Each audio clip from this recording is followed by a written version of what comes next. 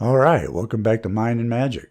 So, after releasing the first of the planetary manifesting and banishing rituals for the NAP recordings, it made me think if I had ever given the middle pillar its own video.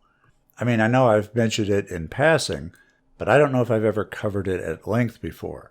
If I had, I'm not finding it or remembering it. But we're going to talk about it here because it's a big part of what we just added to the NAP rituals that wasn't in there before. The middle pillar itself is a foundational ritual.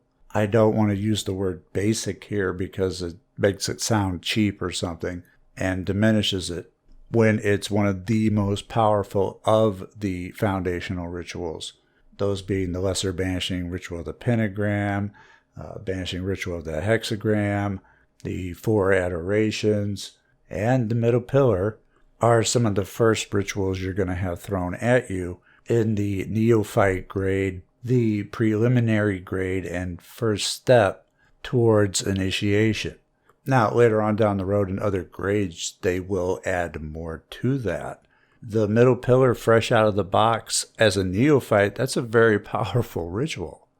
And you'll know it's the most powerful too because the middle pillar is the one core ritual that all the weird stuff happens for a while.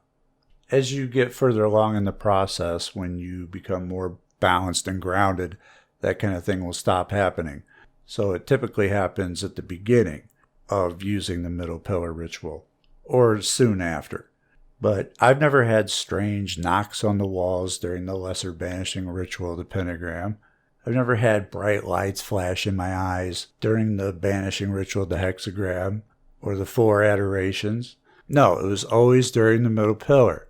Now, when you're in the elemental grades and you're using the Enochian elemental tablets, that's an entirely different thing altogether. Strange things can and did happen during those as well. But I'm not including those because I'm talking about just the core basic neophyte rituals foundational to your practice. I've had calmer goetic operations than some of my early neophyte middle pillar rituals. And I'll show why in a moment. I got a picture that kind of illustrates what's going on with that.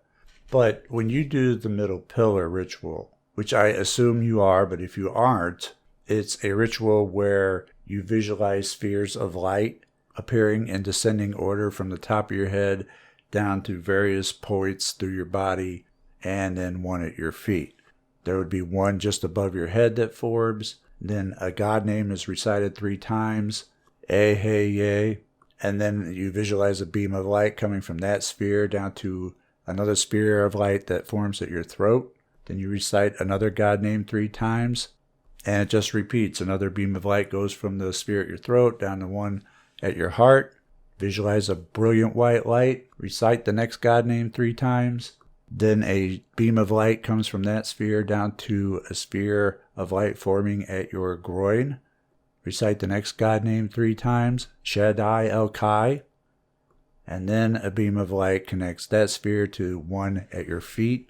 Your feet would be in the middle of this sphere of light. So the sphere of light would be half above the ground and half below the ground, with your feet firmly in the center on the ground.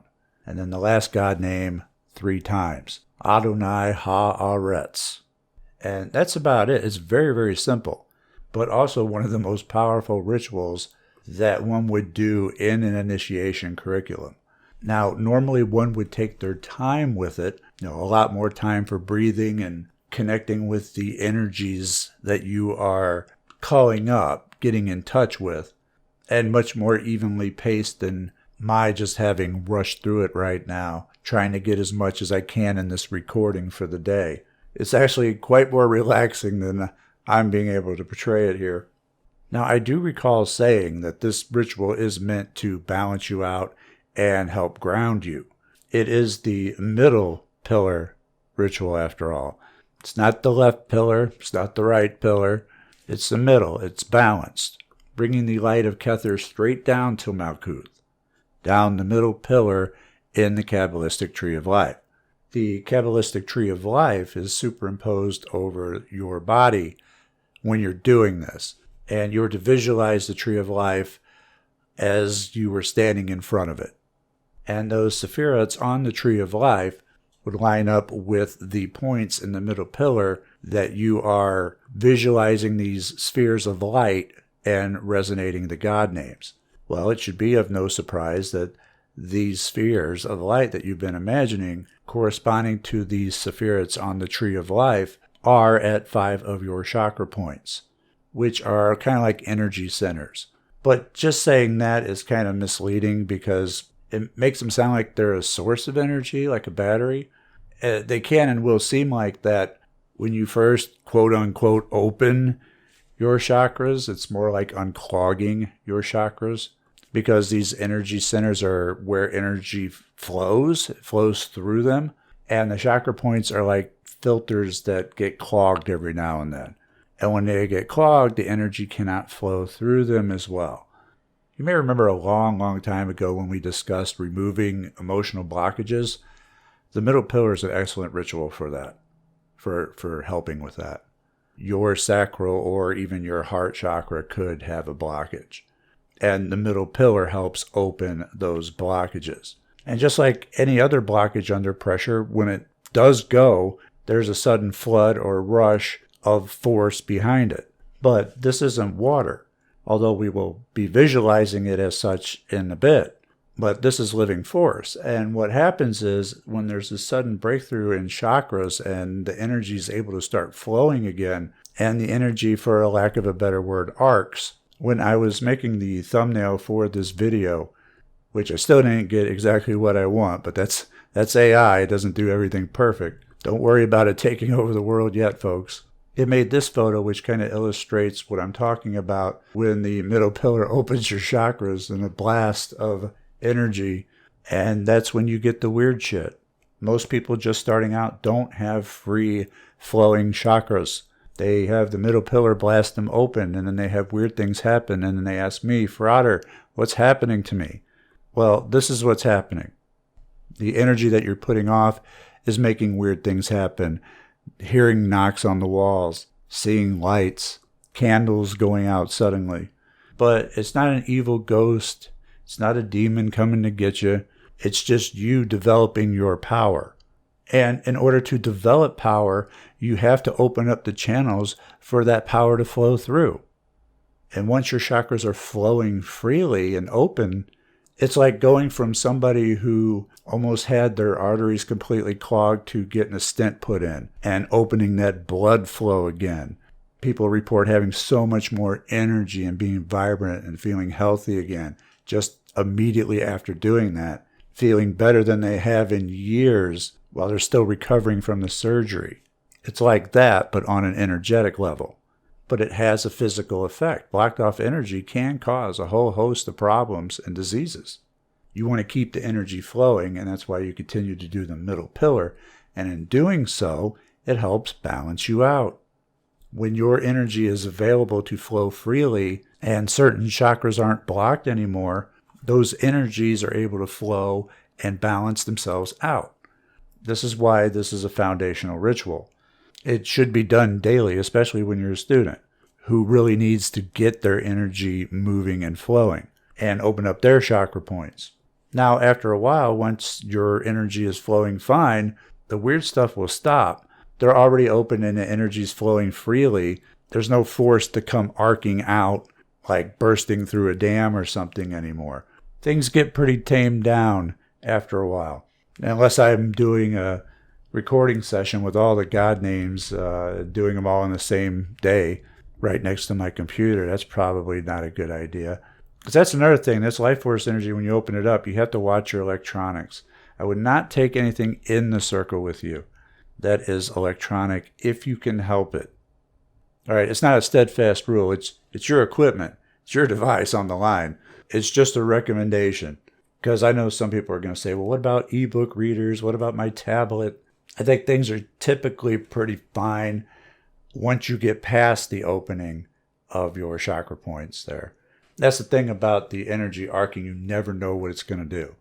But electronics do have a sordid history with Magick where things just malfunction or drain power if it's a battery-powered device. Once you get past that, you should be good, depending on the type of operation that you're doing. If you're just doing basic daily practice where you're going through the outer order grades, then things will probably settle down after that point. But if you're doing other things, such as Enochian magic, Goetic operations, or any operation where you're doing evocation or invocation, calling something forth, any of those could be subject to weird things happening. But that's an entirely different matter than what's happening with the middle pillar ritual. Once we have all 5 of our chakra points lit by this sphere of light at each one, glowing just as bright as we can possibly imagine, we then do what is called the circulation of the body of light. This is where we visualize the light being pulled up from our root chakra, our feet, the Sephirat of Malkuth, and we pull up the light out the top of our head like a fountain, as it has been described. And that's why I said that later we would be thinking of it as water.